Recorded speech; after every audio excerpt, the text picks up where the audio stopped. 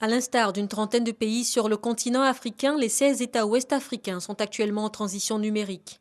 Un même délai pour le passage au numérique, le 17 juin 2015.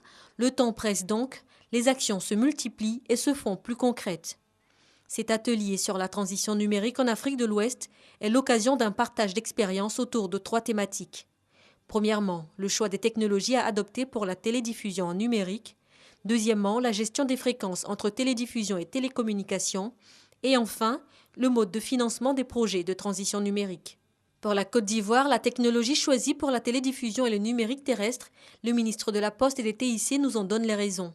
C'est beaucoup moins coûteux que le satellite.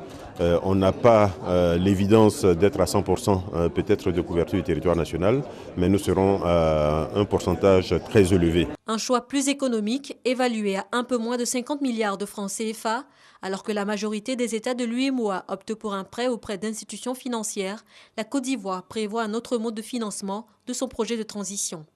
L'opérateur que nous allons retenir pour la société de diffusion soit celui qui finance, donc en contrepartie du choix qui va être fait de cet opérateur et en contrepartie de l'apport qui va être fait de l'État des émetteurs qui sont aujourd'hui la propriété de l'État de Côte d'Ivoire, que cet opérateur donc finance à hauteur des besoins que nous aurons déterminés le processus de migration. L'objectif, c'est de recourir le moins possible aux ressources publiques, donc faire en sorte que nous puissions autofinancer en quelque sorte cette opération de migration.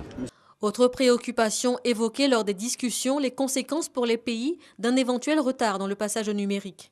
Sont à craindre des problèmes de réception dans les zones transfrontalières. Nous, on met en œuvre notre technique de coordination aux frontières avec les régulateurs de chaque pays. Au pire des cas aussi, on n'arrive pas en 2015 et que les brouillards entre les pays voisins, en tout cas, soient limités.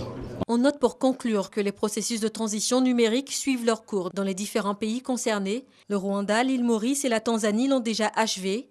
Les autres pays espèrent tenir le délai du 17 juin 2015.